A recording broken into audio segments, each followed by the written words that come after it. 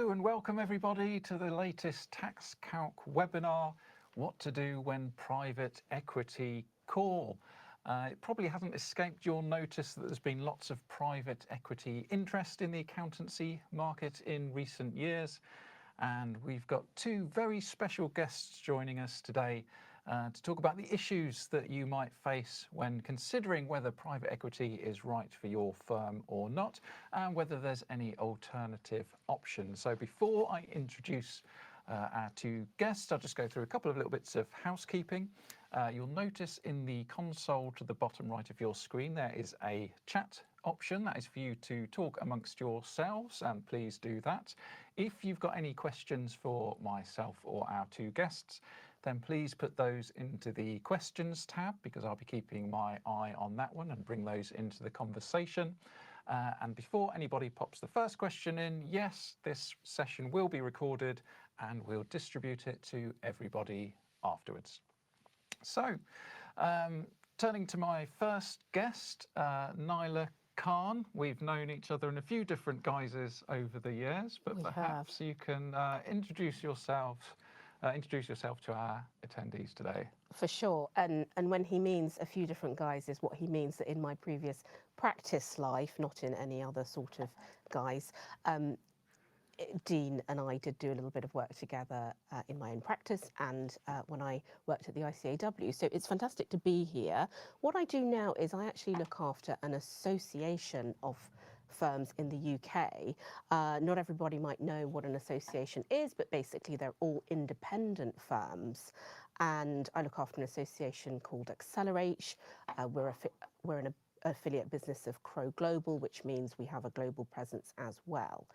And where we're coming to this, Alan and I, who will speak in a minute, is that many of our firms have been approached by PE. Some of them have actually gone over and sold to PE-backed houses or firms. So we're coming at it as observers, not holding ourselves out to be PE experts, but certainly our members share with us and collaborate and let us know a lot about their journey. So that's a bit about me. Fabulous, thank you, Nyla. And also joining us very early in the morning from Dallas over in the US is Alan Dishler. Perhaps you can tell our attendees a little bit about your journey, Alan. Sure, glad to be here. I was president of CPA America, which, like Nyla's association, is a US-based association of about 90 firms. We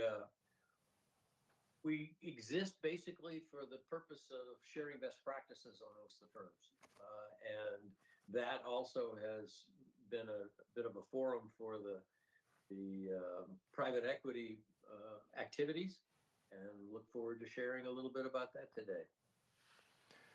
Fantastic, thank you, Alan. And I guess there's a lot of things that happen in the market in the UK. We often see those things transpiring over in the US first, and that gives us a little bit of foresight into what we might see here in the UK. So can you tell us a little bit about the kind of PE activity that you've seen over in the US? Well, I would tell you the first thing about PE activity is it's all different. Every deal is a different deal.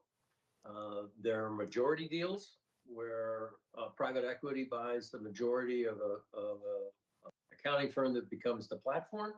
There are minority deals where the private equity simply invests and the accounting firm maintains control. There are other deals where private equity creates something that looks a little like an association of multiple firms that keep their brand. So there's no one size fits all, which is probably the first thing to take away when you start getting PE activity, is to try and find out what they're looking for and what the kind of deal that they're going to propose is.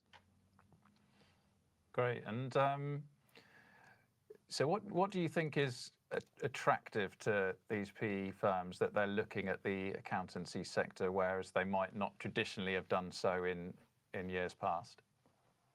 Well, you always want to keep in mind that private equity is looking for a return, whether it's the annual return or or a project return at the end of their investment period. So the thing that's most attractive to private equity about accounting firms is a recurring revenue. It's a reliable revenue stream. Whether you're tax or audit, it's generally going to be the same clients coming back year after year with a decent profit margin, and that attracts them considerably. And they also probably are looking at efficiencies that they might be able to implement and increase that return even more. Great. So, Dean, we've seen private equity enter a number of industries in the UK. I think they went into insurance, they've been into dentistry, and it appears that accountancy is next in terms of it becoming prolific here in the UK. And as Alan says, we call it GRF in the UK, so gross recurring fees is something they're really interested in. They're also interested in the value add services and the opportunities for growth.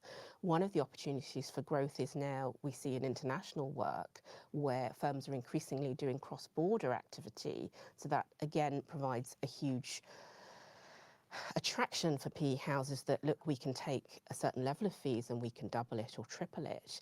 And of course, the other thing is the people are regulated people, they're professional people, they're quite easy to work with, most of them. So that's something that attracts an investor, because then that makes for a reliable promise of a return.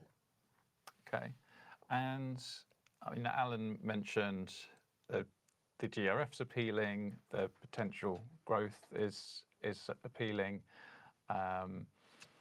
Presumably that means that those firms are going to see changes in the way they operate fairly swiftly, would you suggest, if they go down that route? Most likely. I think that's part of the due diligence process a firm in looking at PE is going to want to explore is what is it going to be expected of me, and what changes are you going to want to implement. They obviously, the PE firm does not want to go in and make terribly drastic firms because they want to maintain that consistency and all the things Nyla was talking about. So they're smart people. They don't want to go in and radically change the firm around, but they do want a return on their investment and to pay off and reward their investors. Do they typically have a time period in mind that they want to see that turnaround and return? Or do some firms want to invest as a very long-term thing? Or are they all in to make a quick turnaround, do you think? I think it depends on the model. So we saw an early model in the UK with Assets and TC Group. So that's one type of model. Now we're seeing other models in the market where there is a time period. It might be 3 years, it might be 5 years, but then that PE house or the platform will do what's called a flip, where they will then sell to the next investor or sell to a firm. So within that time period, they're looking to multiply the level of fees that they've acquired. In order to do that, there have to be changes in the firms, and perhaps that means more stringent targets, perhaps that means increased charge-out rates, perhaps that means a very clear strategy on how those growth targets are going to be achieved. And of course, what that means for the incumbent partners is that a lot of their time becomes involved in integrating the firm and in change management. So their job, the owner-manager's job, is likely to change quite significantly once they go into one of these models. Okay. And I mean, have there been success stories in the way these firms have changed the way they operate? Obviously, I'm guessing the owners that got a capital return on selling their practice will have considered it a success if they got the money they were anticipating getting. But outside of that, have we seen, is there evidence that those firms that have taken on private equity investment have gone on to, do wonderful things? Is this demonstrably a good thing for the profession, I guess is what I'm asking. So I suppose we're much earlier in our journey in the UK than they are over in the US. So we are waiting to see really what happens, and we should be able to find out in the next 2 to 3 years whether there are success stories. Recently, in fact, an accountancy firm floated on the UK stock exchange, so that's another model that you might want to sell your shares to the public and be a publicly owned company. So we haven't quite.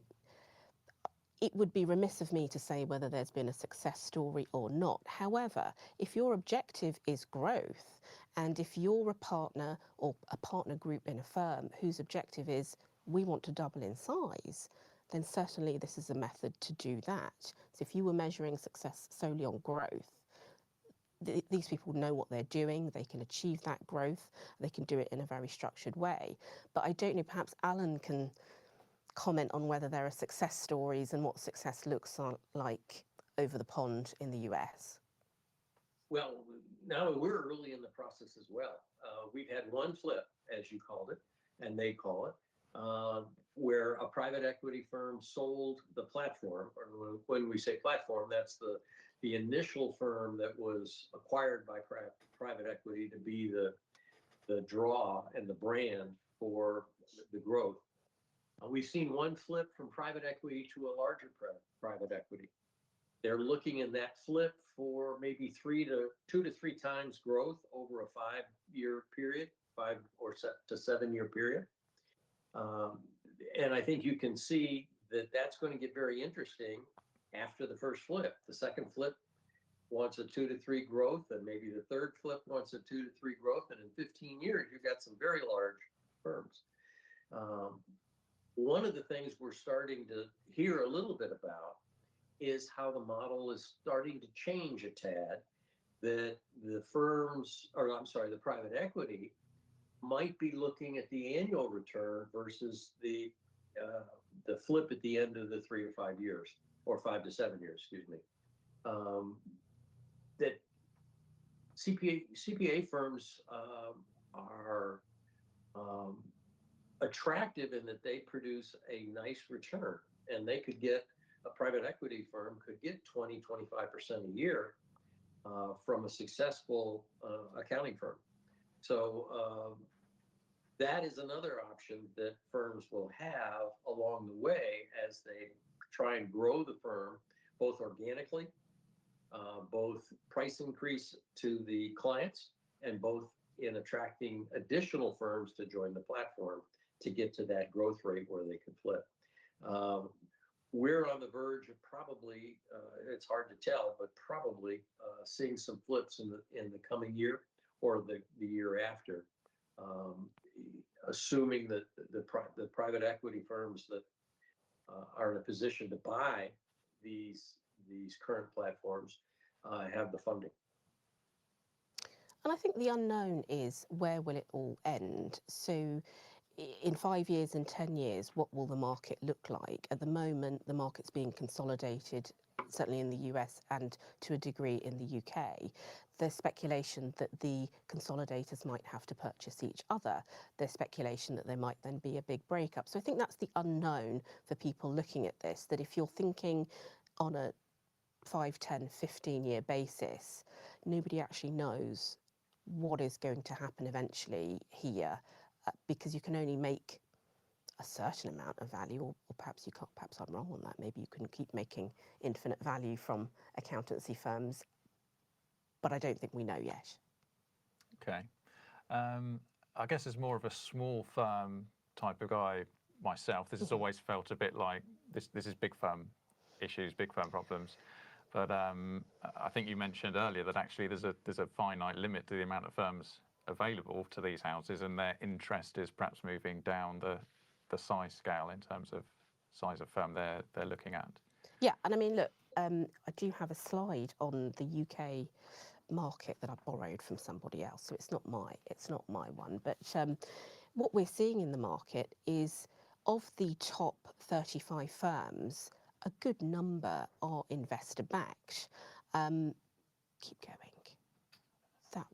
Keep one more. That's it. So this shows you that of the top firms there, more than half are backed by private equity.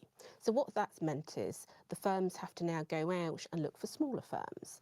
By and large, they've exhausted that market. So there are very few, in my opinion, £20 million turnover firms left in the UK to buy. So what do you do? What do you do to grow? You've got to then go to the next rung. Then you've got to then go to the next rung. So we're now seeing firms sitting around 5 million being approached by PE on a very regular basis. And once they're exhausted, what will happen? They'll come down to 2 and they'll come down to 1. So they're running out of firms to buy, I think, in terms of size, but the growth has to continue. Okay. Obviously, this webinar is called What to Do When Private Equity Call. How would that approach be made, do you think, typically? It's multiple channels, as with any other approach. So it might start with an email, it might be a phone call, it might be that you're met. I mean, Alan's smiling. So, Alan, how do people approach you when they want to buy you? Well, in many cases, once the initial contact, whether it's an email or a phone call or whatever, the person that you're going to talk to is most likely the managing partner or a development person in that firm who's an executive in the firm, whose sole purpose is recruiting additional firms. Often cases, the managing partner of the large platform will get the responsibility to go find additional firms and be charged with that responsibility. That will be their task.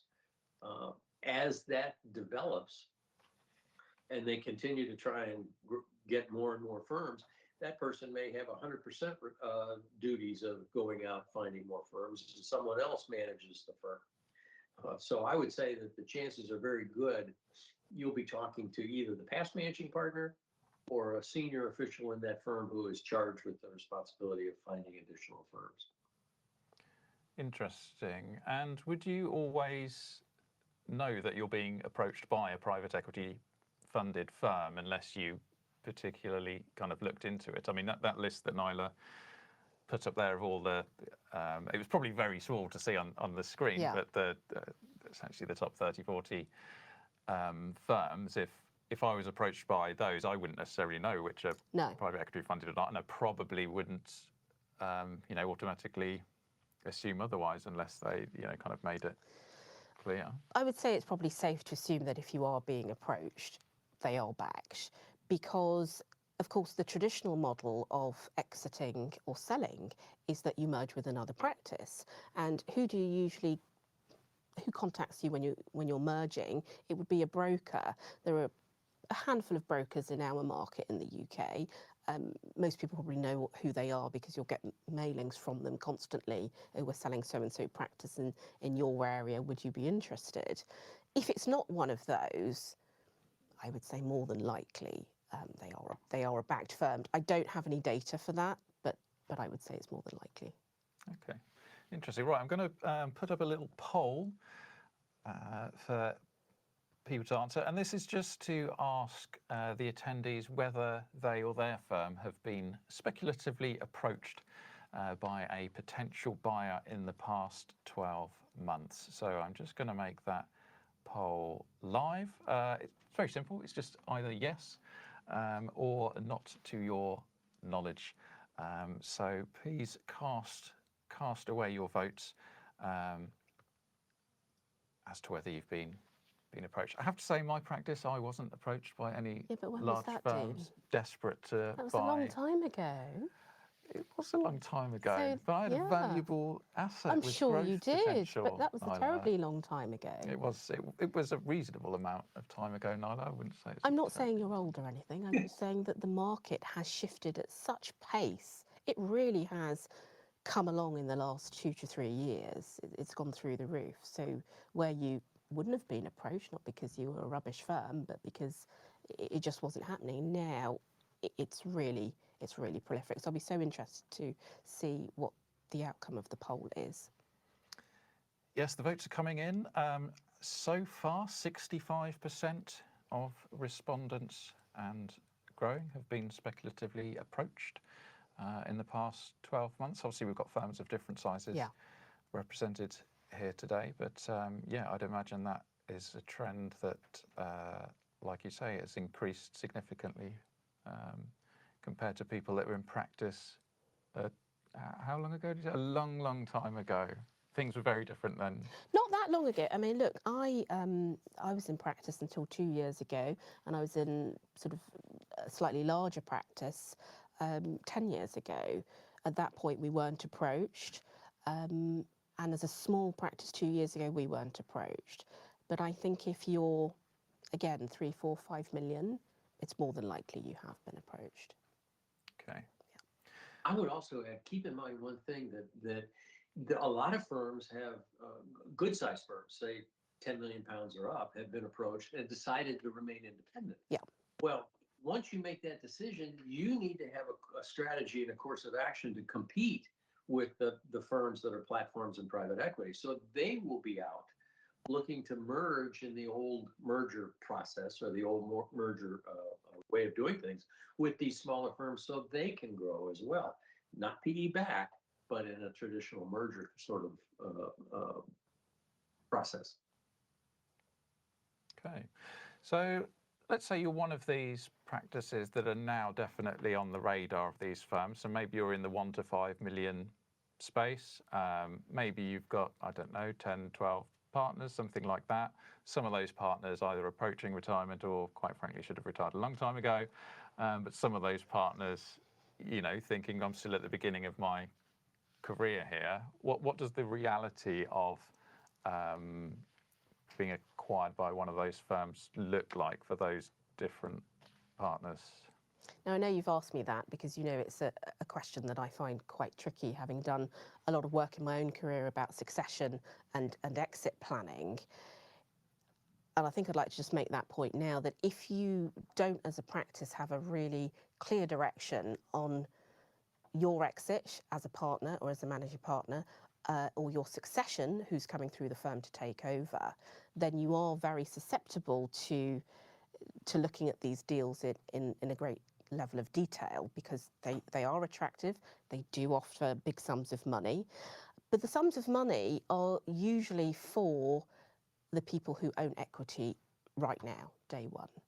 And what that means is if you've been bringing through people through the firm, younger people through the firm, people you've been nurturing, and you've made promises about what their pathway might look like, what their leadership journey might look like, those conversations may have to change radically if the firm sells, because it's very unlikely that they will be offered partnership in the same model that you've known partnership.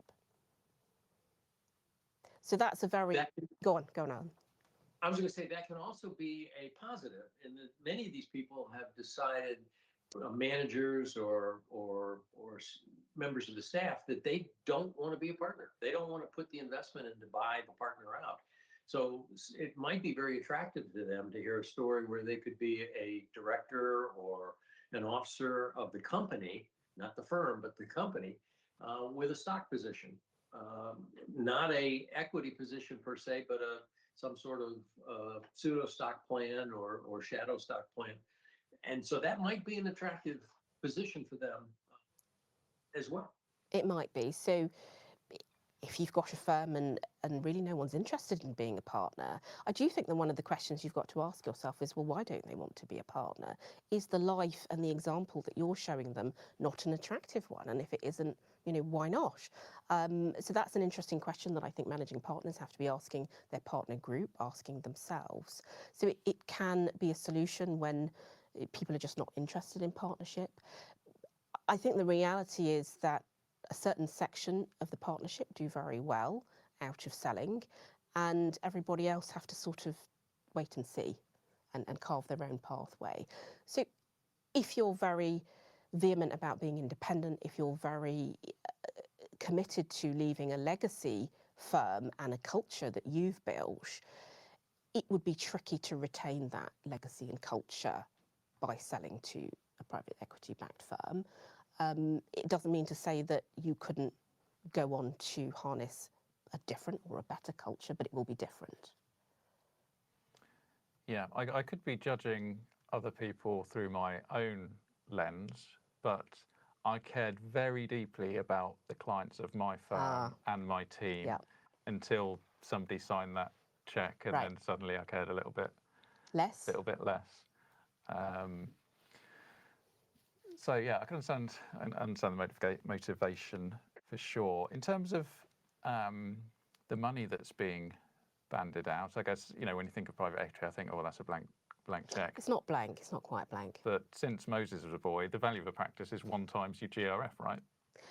Well, I don't think, and Alan knows more about the deal structures than I do. I don't think that that's the structure of these anymore. They tend to look at EBITDA and they tend to look at multiples of that. They will also look at the interest rate because that will affect their return. So they are really looking at more as a commercial sale than the traditional practice sale where it's 1 times GRF. No, if you've got a bit of wealth management, it's 1.5 or 3 times GRF. So I think that model is quite different and it is more of a corporate model. Alan, do you want to say more about the... I would just say that I think it's like any other transaction. Put yourself in the buyer's position and look at your firm and decide what's the value. If you're one partner with 7 or 8 staff people and you're going to leave, well, there better be something that attracts that private equity firm. You better have a great client list, or you have some really sharp staff that they think they can retain. On the other hand, if you're a managing partner who's going to be bought out and leave, and you have a couple of younger partners who are going to stay, maybe a higher rate that you can expect and be a better return for the private equity firm. So look at yourself and see what's the value of the firm. Where is the firm real assets in your client list, your people, your partner group? Interesting. And if you have got that mix of partners, some retiring, some non-retiring, I guess like you say, each deal's different. But you would think if you're being a smaller business being swallowed up by a larger business, you've got a layer of management in that smaller business that you don't need replicating in that larger business, right? So does that typically mean there will be a loss of management level in the acquired firm, do you think? I certainly haven't seen that in our own firms. And I suppose what you're talking about is, when we sell, do they just cull a lot of our staff and does everybody lose their job? I haven't actually seen that happen. And circling back to the point I made right at the beginning of this, people are a real investor's dream, talented people, because they're generating client value, they're generating the wealth for those investors. So I haven't seen people being laid off or made redundant. Do people decide that they don't like the new culture? Yes. And do they look for jobs elsewhere? They do. Not everybody. Usually people will give it a certain amount of time to see whether they can bed down in the new culture and see what it looks like for them. But the roles that they might be doing may evolve. The targets, they might be set targets, which staff may never have had targets before, that you have to bill a certain amount, you have to deliver a certain level of service, your audit files have to come back as a 2 and not a 3, or there's a problem. So there might be targets, they might have to do more business development and networking because you're looking at getting that growth. They may never have been to do any business development. They may never have brought in a client. So I think some of the parameters for those management level staff may change. Interesting. We've had a question come in from John. With PE looking for growth, what's the impact of client fees and relationships? Obviously, we've been talking a lot about the internal impact on the practice, on the staff, but what about the client side of things? I mean, I think generally fees do go up. It's not necessarily seen as a bad thing that fees go up. As a profession, we do have a habit of underbilling our clients, and that's built in endemically to the way we run our practices. So you could argue that actually you're now getting the correct value for the work that you're doing. But I think typically fees do go up above inflation. And what that means is the clients who aren't prepared to pay those fees, well, they just drop out. But then that again facilitates the growth model. I think in terms of relationships, relationships remain key. They remain absolutely important, because how do you sustain those recurring fees? It's via those relationships. Again, what I would reiterate is people at senior level may have less time for those relationships, because they then have to become very involved in integration and in running the business. And I think that's something in terms of looking at a strategy for your firm, whether you're going to sell, whether you're not going to sell, is really thinking about who is running the firm operationally. Because if you're running very well, the multiple that you'll be able to achieve will be higher if you sell. But equally, you'll be able to grow organically and independently if you want to stay independent. I'm not sure if that answered the question. I think so. Okay. You make an interesting point, because it's always interested me. If I was looking to buy a practice, not in the 1 to 5 million range, I have to say, I would probably be more attracted to a firm that isn't run that well, or doesn't, that I feel I can go in there and actually, I think I can have this running a lot better. Or if the fees I think are low, that might put people off, because they think, oh, you're hardly charging, you're definitely not charging enough. We can't just put these fees up overnight. But personally, I probably would be quite happy to put them up overnight, and you end up keeping the good ones and losing the bad ones. But you think that actually having a firm that is already kind of running tip top, charging the right amount, is much more attractive to that side of firm. Yeah, and I think if we're going back to the understanding that actually this is a commercial deal, what do you look for in a commercial deal? If you were going to go and buy a factory, you wouldn't look for one that was failing and you needed to put a lot of investment into it to get it up and running again. You'd look for one that's running really well. There's opportunity for growth. The people are great. Yes, let's pick that one over that one. So it is the ones that are running better, that are very sound from a regulatory perspective. So it tends to be regulated firms that are approached, and it tends to be the ones that aren't in the pages of well, they're not pages anymore, because you don't get that magazine anymore, do you? I'm showing my age. But on the database, the ones that are not being disciplined all the time, those are the ones, because essentially the investors aren't really involved in running the business, and they're not that interested in running the business. The people who are running the business will continue to run the business. So they're not interested in doing a turnaround project and coming in and getting everybody up to speed. They just want to know, this is running really well, it's got the potential to run even better with efficiencies and have growth, and then we'll get our number.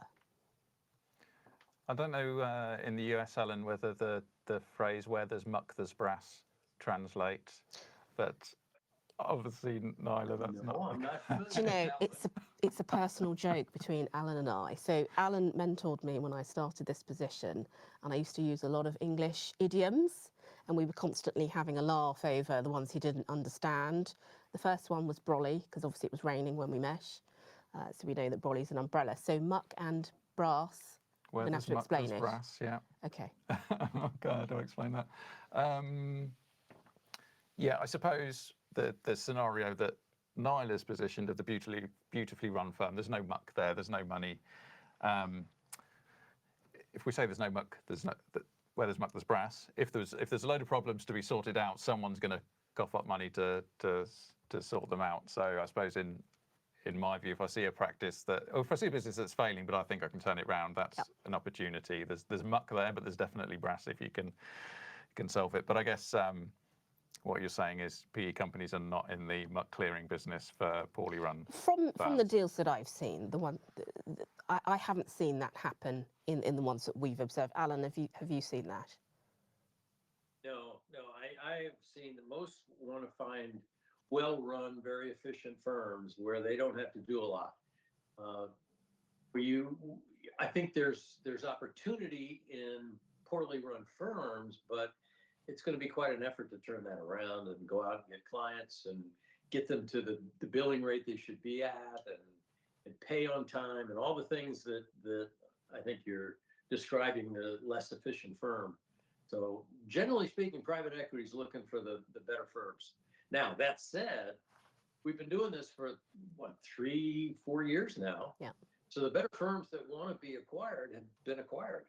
And so they may be willing to broaden that scale a bit and take the less efficient firms to meet their growth objectives.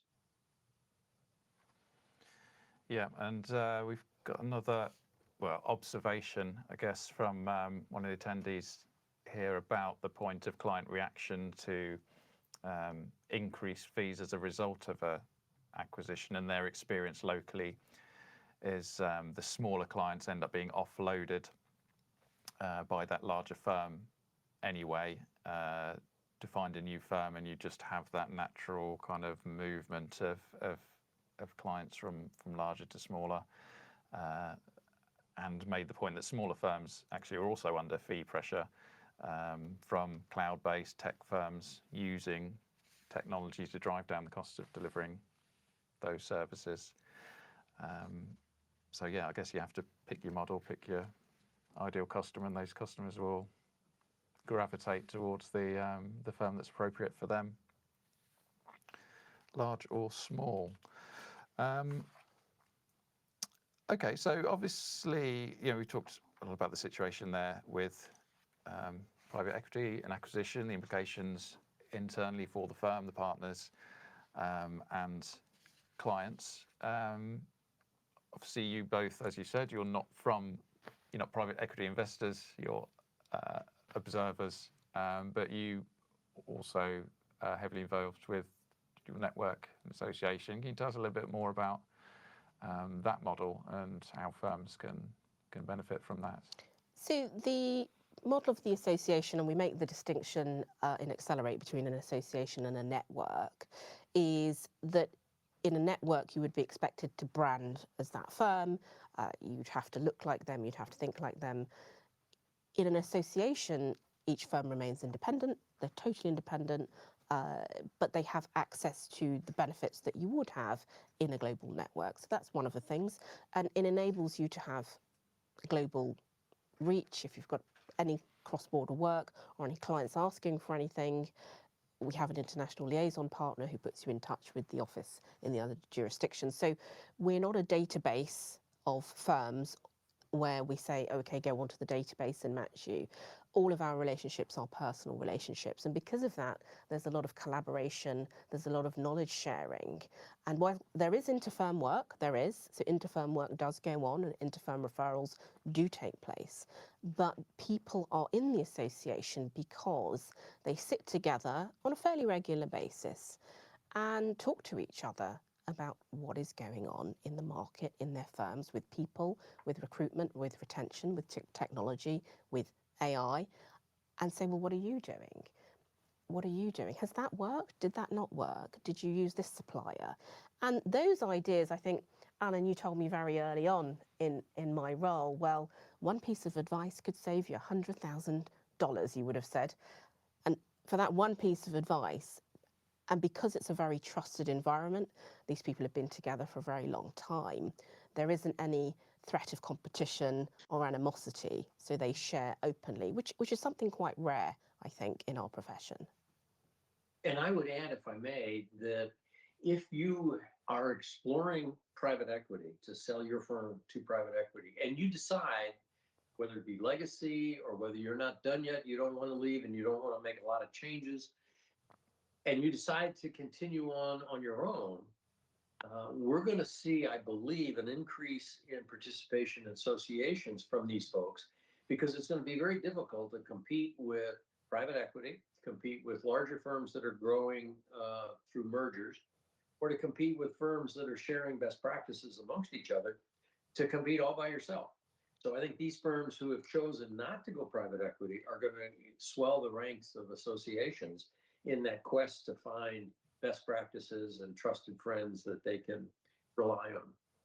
And obviously where a firm like Crowe is our anchor, and they're now a mid-tier firm, they're very much advanced in their systems, in their operations, and they're very open to sharing their own journey and how they are evolving as a practice. And of course, everybody else can learn from that because they've done it already. They've made the mistakes and they've seen the challenges.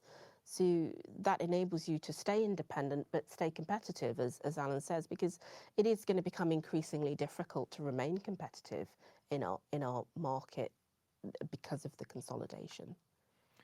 Yeah, and we talked about the size and profile of firms that investors are looking at and how that's kind of come down. What is there any kind of indication of the size or profile of firm that's suitable for joining an association?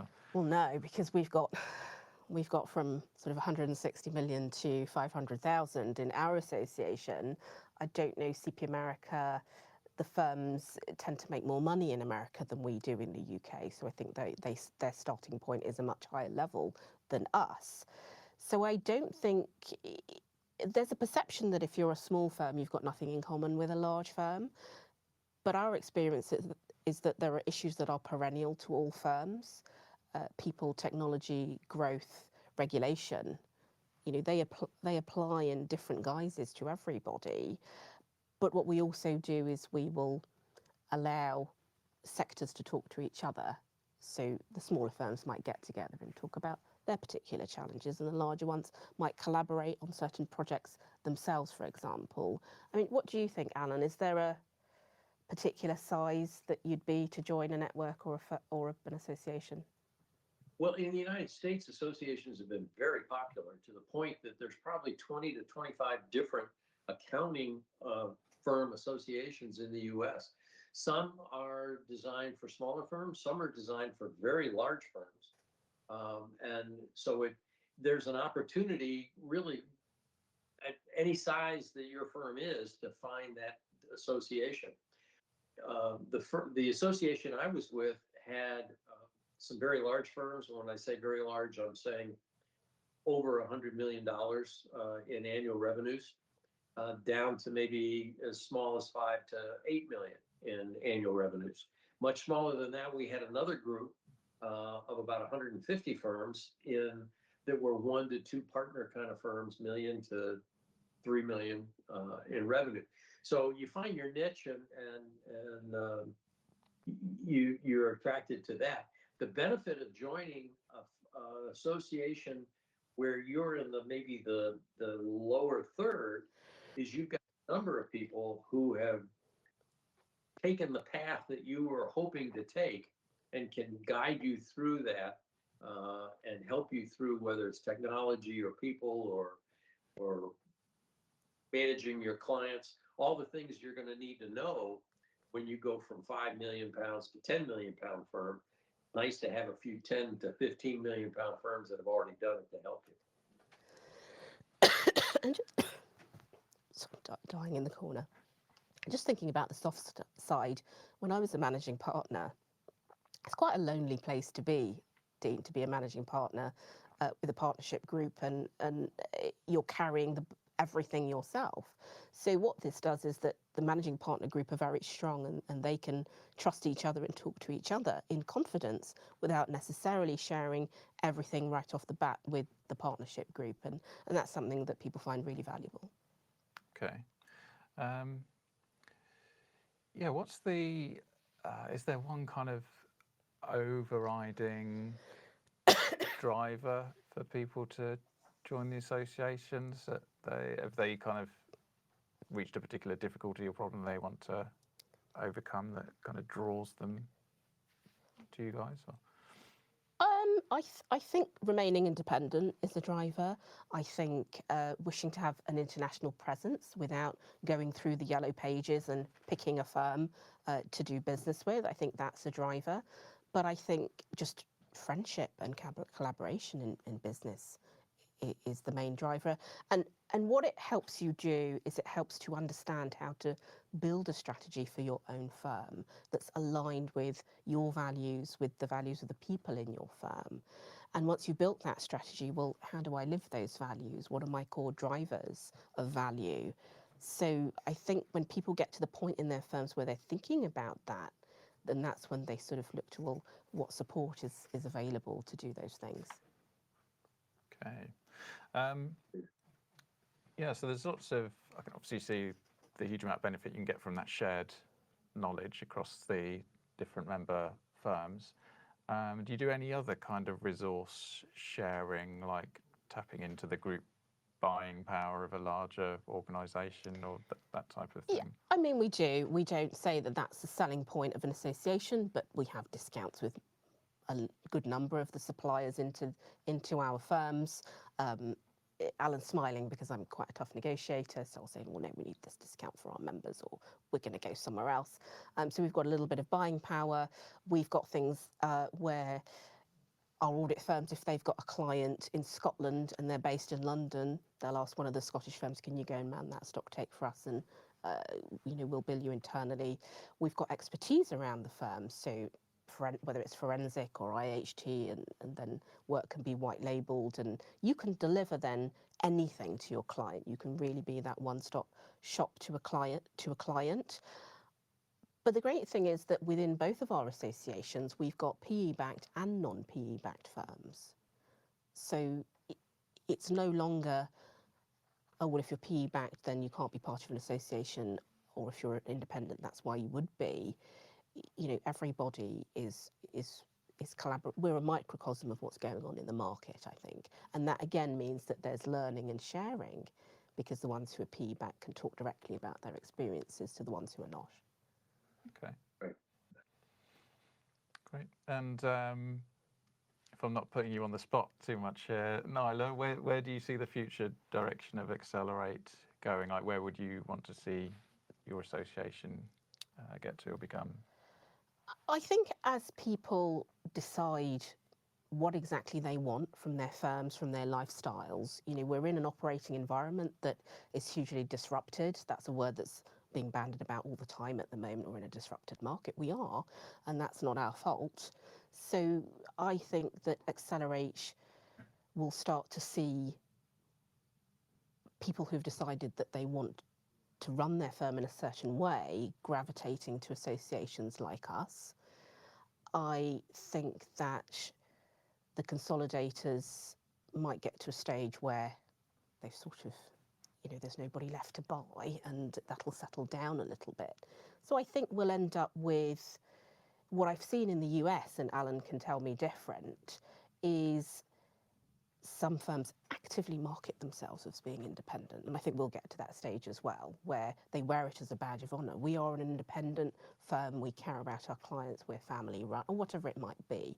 So I think we will get there as an association as well, where we'll see firms really actively badging themselves as independent, because their offering and their USP will look slightly different. Yeah, completely agree. We're seeing a lot of that.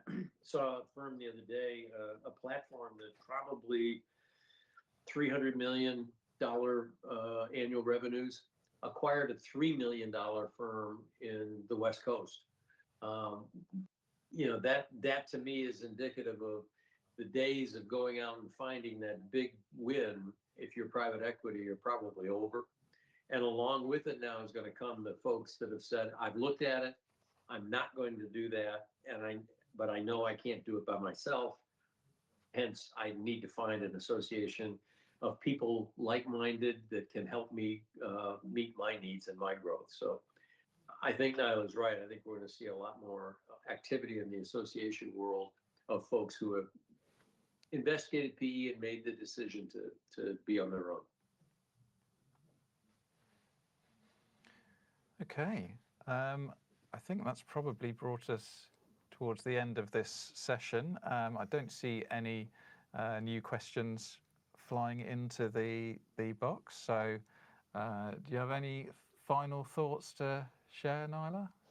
I think whether you decide to explore PE or whether you don't, I think it's very key to take time out of what you're doing with your clients, take time out of your portfolio to really examine what the firm needs in terms of succession, in terms of growth, in terms of people, and then set about how you look at implementing those things and carve out time. I think the managing partner role has changed phenomenally, that you now really have to be running the business and spend a lot of your time running the business and less of your time. People love working with clients, don't they? So they don't want to do it. But I think it's key in this market to really set aside a lot of time to work on that. And that would be my final piece of advice. You know, private equity is great if you've decided you've got a growth plan and you want to achieve that in a short space of time. But there are other ways to do it. Alan, any final thoughts? Yeah, I would say that I would build on what Nyla just said and say that if you're a firm of 1, 2, 3 partners, it might be time to sit down and just create a brief strategy. Where do you want to go? What do you want to be?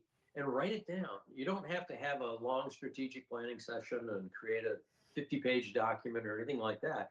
But identify what you want to be in 3 to 5 years and think about what it's going to take for you to get there and jot it down and have something that you can refer back to and consider your North Star, if you will, that your activities are driving yourself toward that objective that you're hoping to be. It's amazing how many firms just help clients, and every day they react to more clients, and they don't have that North Star. So I would say take a few minutes and create that strategic plan, even a brief one. Great, thank you, Alan. And Nyla, if people want to get in touch with you to find out a little bit more about the Accelerate community, how can they do that? Well, we do have a website, accelerate.community. I'm sure if you put my name into LinkedIn, I'll come up. You can share the back slide if people want to get in touch. There's also a slide on thinking about how you might work through the thought process of a strategy. So yes, please, we'd love to hear from you. We're a bit busy with our annual conference that's coming up next week, but after that, I shall have much more time to share with you.